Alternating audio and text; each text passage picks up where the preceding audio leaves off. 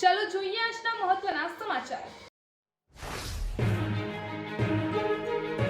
મહેસાણા જિલ્લાના ઐતિહાસિક અને નાગર બ્રાહ્મણોના ઇષ્ટ દેવતા ગણાતા વડનગરના પ્રસિદ્ધ હાડકેશ્વર મહાદેવ મંદિરના વહીવટ અને સત્તા મેળવવા અંગે લાંબા સમયથી ચાલી રહેલા વિવાદમાં હવે મોટો વળાંક આવ્યો છે।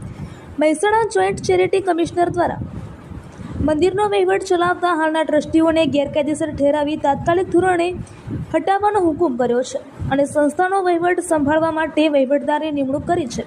આ કાનૂની આદેશના પગલે ચેરિટી કમિશનરની કચેરીના અધિકારીઓ પોલીસ કાફલા સાથે અડધી રાત્રે 2 વાગે મંદિરનો કબજો લેવા પહોંચતા ભારે ગરમાવો આવી ગયો છે।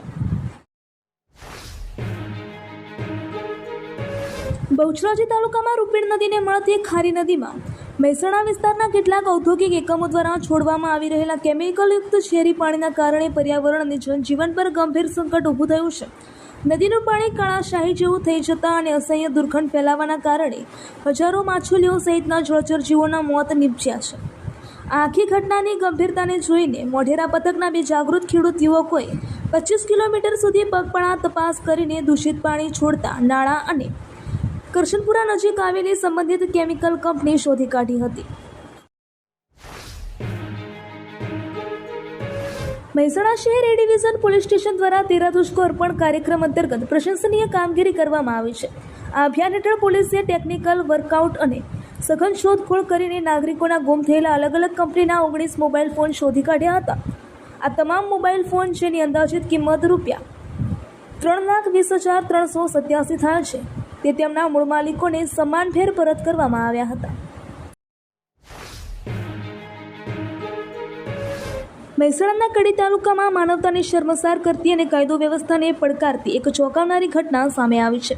નાની કડી વિસ્તારમાં નિર્માણાધીન સોસાયટીમાં લોખંડની જાળી ચોરી કરવાના આક્ષેપ સાથે 2 યુવકોને પકડી આખો દિવસ રૂમમાં બંધ રાખી પ્લાસ્ટિક તથા લોખંડની પાઇપો અને ખીલીઓ લગાવેલી લાકડાની પટ્ટીઓ વડે નિર્મમપણે મારવામાં આવ્યો હતો। આ ક્રૂર મારના કારણે એક યુવકનું સારવાર દરમિયાન મોત નીપજ્યું હતું જ્યારે અન્ય એક યુવક ગંભીર રીતે ઈજાઓ સાથે હોસ્પિટલમાં સારવાર હેઠળ છે। વિસનગર નગરપાલિકા દ્વારા શહેરના સુનસી રોડ પર 5 કરોડના ખર્ચે અદ્યતન ફાયર સ્ટેશન બનાવવાની કવાયત તેજ કરવામાં આવી છે। આ ફાયર સ્ટેશન જૂના ડમ્પિંગ સ્ટેશનની જગ્યા પર બનાવવામાં આવશે। નગરપાલિકાએ નવું ડમ્પિંગ સ્ટેશન કાર્યરત કર્યા બાદ જૂના ડમ્પિંગ સ્ટેશન પરની વર્ષો જૂનો કચરો હટાવીને આશરે 13,000 ચોરસ મીટર જેટલી જગ્યા ખુલ્લી કરી છે। કડીના થ્રો રોડ પર આવેલી રાજેશ્વરી સોસાયટીમાં મોડી રાત્રે એક વેપારીના ઘરે ચોરીનો નિષ્ફળ પ્રયાસ થયો હતો। વહેલી સવારે લગભગ 4 વાગ્યે 3 અજાણ્યા તસ્કરો વેપારી વિનુભાઈના બંધ મકાને નિશાન બનાવ્યું હતું, પરંતુ પરિવાર જાગી જતાં તેઓ ચોરી કર્યા વિના જ નાસી છૂટ્યા હતા। આ સમગ્ર ઘટના સીસીટીવી કેમેરામાં કેદ થઈ છે। વિસનગર મહેસાણા ક્રોસ રોડ પર આવેલા મજૂર સહકારી મંડળીના મેદાનમાં ગુજરાત મહિલા આર્થિક વિકાસ નિગમ લી દ્વારા આયોજિત 7 દિવસીય મહિલા આર્ટ એન્ડ ક્રાફ્ટ ફેસ્ટિવલનો ગુરુવારે કેબિનેટ મંત્રી શ્રી ઋષિકેશભાઈ પટેલના હસ્તે પ્રારંભ થયો હતો। આ ફેસ્ટિવલનો મુખ્ય હેતુ મહિલા કારીગરો અને ઉદ્યોગ સાહસિકોને પ્રોત્સાહન આપવાનો છે, જેમાં 50થી વધુ સ્ટોલ્સ ઊભા કરવામાં આવ્યા હતા। વિસનગર નગરપાલિકાએ શહેરમાં સિંગલ યુઝ પ્લાસ્ટિકના ઉપયોગ સામે કડક કાર્યવાહી કરી છે। ગૌરવ પંથ અને એક ટાવરથી દરબાર કચેરી સુધીના વિસ્તારમાં ચેકિંગ અભિયાન ચલાવીને આશરે 7 કિલો પ્રતિબંધિત પ્લાસ્ટિક જપ્ત કરવામાં આવ્યું હતું। પાલિકાની ટીમે વિવિધ વેપારી એકમો અને દુકાનોમાં તપાસ હાથ ધરી હતી। પ્રતિબંધિત પ્લાસ્ટિકનો ઉપયોગ કરતા વેપારીઓ સામે કડક કાર્યવાહી કરીને સ્થળ પરથી પ્લાસ્ટિક જપ્ત કરાયું હતું। આ નિયમોનું ઉલ્લંઘન કરનાર વેપારીઓ પાસેથી કુલ ₹1,400નો દંડ પણ વસૂલવામાં આવ્યો હતો। પાલનપુર આબુ રોડ હાઈવે પર અમીરગઢ નજીક ભડથાના પાટિયા પાસે એક વેગેનાર કારને ગંભીર અકસ્માત નડ્યો છે। આ દુર્ઘટનામાં કારમાં સવાર પુત્રનું ઘટના સ્થળે જ કરુણ મોત નીપજ્યું હતું, જ્યારે પિતા ગંભીર રીતે ઇજાગ્રસ્ત થયા હતા। કાર ડિવાઈડર સાથે અથડાઈને પલટી મારી ગઈ હતી।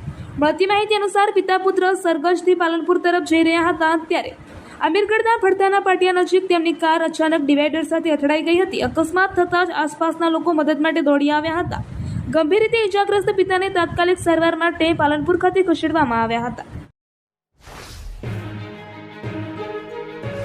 બનાસકાંઠા જિલ્લાના ડીસા પથકમાં વાતાવરણમાં અચાનક પલટો આવ્યો છે. વહેલી સવારથી જ આકાશમાં ઘેરા વાદળો છવાઈ ગયા છે, જેના કારણે વાતાવરણમાં ઠંડક પ્રસરી છે. જોકે આ વાદળછાયા વાતાવરણના કારણે ખેડૂતોમાં ચિંતા વ્યાપી છે.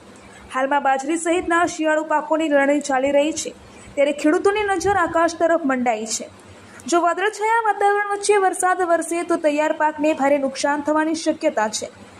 ખેડૂતો હાલ પાકની લણણી અને સંગ્રહની કામગીરીમાં વ્યસ્ત છે, ત્યારે હવામાનમાં આવેલા આ ફેરફારે તેમની ચિંતામાં વધારો કર્યો છે.